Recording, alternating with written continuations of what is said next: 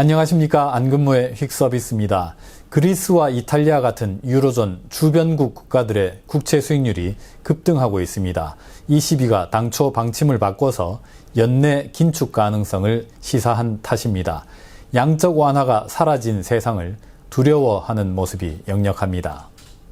10년 만기 그리스 국채 수익률입니다. 하루 사이에만 23bp나 뛰었습니다. 지난 연말에만 해도 1.25% 수준이었는데 연초 이후로 금리가 2배가 됐습니다. 작년 8월에 비해서는 거의 5배로 금리가 올랐습니다. 그리스는 신용등급이 투자 부적격 정크본드입니다. 하지만 ECB가 팬데믹 비상 상황을 감안해서 매입을 해주고 있습니다. 이탈리아 국채 10년물 수익률입니다. 역시 뛰어오르는 양상이 심상치가 않습니다. 연초 이후로만 약 70bp 급등했습니다. 작년 8월에 비해서는 금리가 3배로 늘어났습니다. 이탈리아는 유럽에서 국가 부채가 가장 많은 나라입니다. 그래서 ECB가 팬데믹 비상 상황을 감안해서 특별히 더 배려해서 국채를 많이 매입해 줬습니다. 유럽 수합시장에 반영된 ECB 금리 인상 예상 경로입니다. 9월 회의 때까지 금리가 28bp 인상될 것으로 프라이싱하고 있습니다. 연말까지 예상하는 금리 인상 폭은 49bp입니다.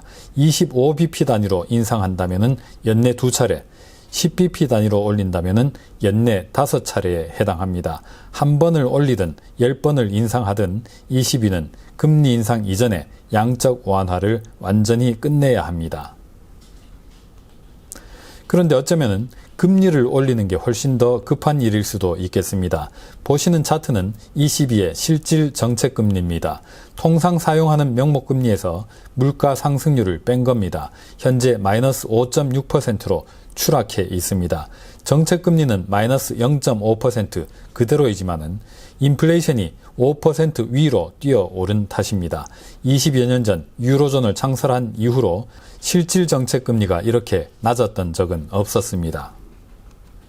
채권 시장이 요동을 치자 ECB가 진화에 나섰습니다. 크리스틴 라가르드 ECB 총재는 유럽 의회 보고에서 어떠한 정책 기조 조정도 점진적일 것이라고 밝혔습니다. 정책의 유연성과 선택지를 그 어느 때보다 더 견지해야 한다고 강조했습니다. 특히 통화정책이 모든 유로존에 적절히 파급되도록 모든 정책 수단들을 사용할 것이라고 역설했습니다. 그리스, 이탈리아 같은 유럽 주변국들을 보호하겠다는 암시의 발언이라고 할 수 있겠습니다.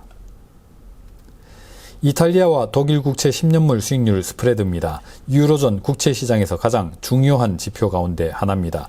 밤사이에 166bp까지 벌어졌던 스프레드는 라가르드 총재 발언이 전해지면서 155bp 수준으로 안정돼서 마감했습니다. 이탈리아에 대한 우려감이 좀 줄었다는 뜻이겠죠.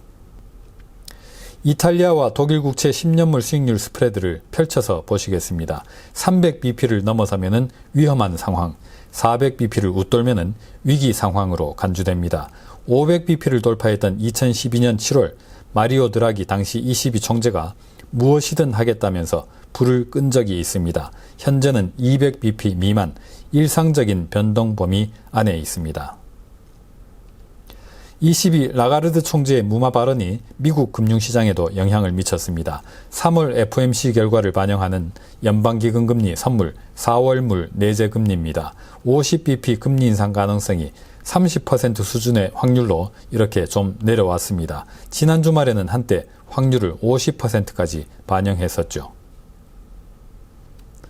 어쨌든 마이너스 금리 탈피, 양적 완화 종료, 심지어 양적 긴축으로 이행하는 통화정책은 전 세계적으로 엄연한 현실입니다. 그래서 국채 시장의 장기 기대 인플레이션이 빠르게 떨어지고 있습니다. 미국 국채 시장의 30년 브레이크 이븐 레이트, 그리고 5년 뒤부터 5년간에 해당하는 브레이크 이븐 레이트 모두 작년 3월 이후 최저 수준이 됐습니다.